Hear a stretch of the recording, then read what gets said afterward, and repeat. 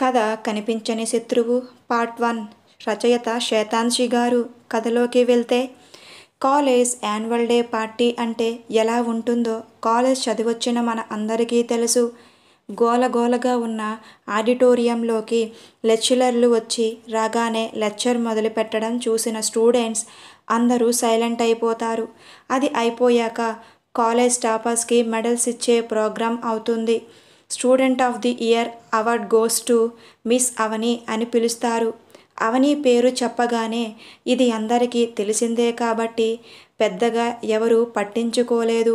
కనీసం స్టేజ్ వైపు కూడా చూడటానికి కూడా పెద్దగా ఇంట్రెస్ట్ లేదు పోరగాళ్ళకి. ఎందుకంటే most boring and Appalamma award of the university ఇచ్చిందంటే ఖచ్చితంగా అవనీకే ఓటేస్తారు కాలేజీ మొత్తం. కానీ అమ్మాయిలు ఊరుకుంటారా? చప్పట్లతో అవనీని ఎంకరేజ్ చేస్తుంటారు. హాయ్ మై డియర్ కామ్రేడ్స్ అని కొత్త పదం వినపడేసరికి అందరూ స్టేజ్ పైకి చూస్తారు. అప్పటి వరకు మసకగా ఉన్న ఆడిటోరియం ఫుల్ లైట్స్తో బ్రైట్గా కనిపిస్తుంది.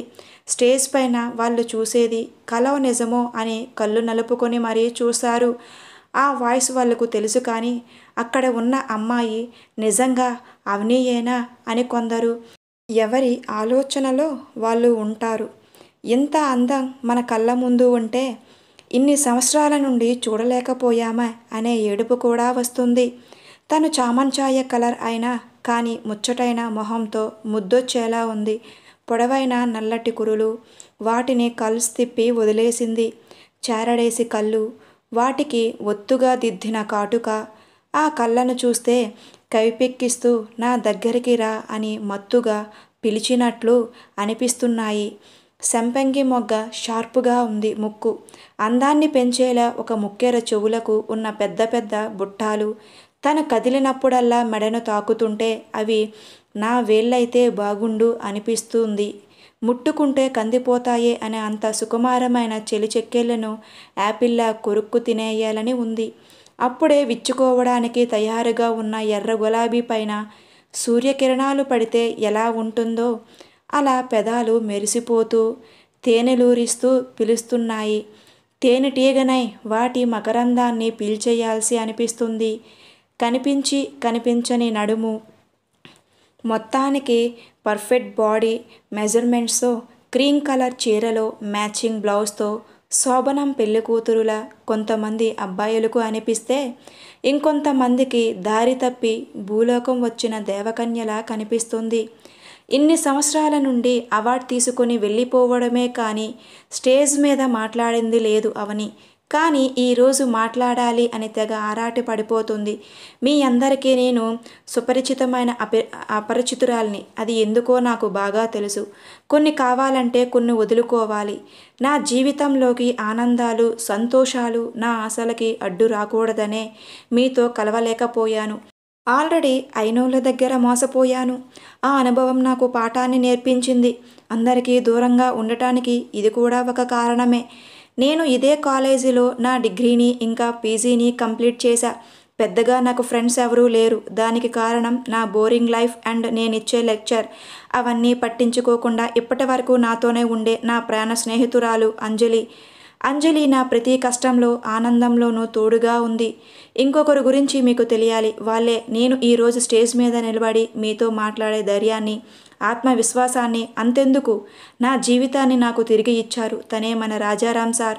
నా తండ్రి నేను డిగ్రీలో ఉన్నప్పుడు చనిపోయారు.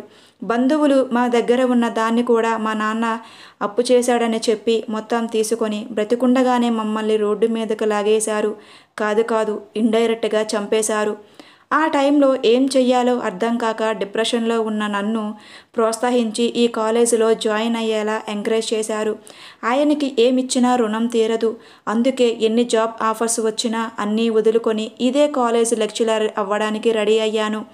నేను నాలాంటి వాళ్ళకి సహాయం చేస్తే అయినా కొంచెమైనా రాజారాం సార్ రుణం తీరుతుందేమో అని నీరు నిండిన కళ్ళతో ఆయనకి మనస్ఫూర్తిగా స్టేజ్ పైన పాదాభివందనం చేస్తుంది.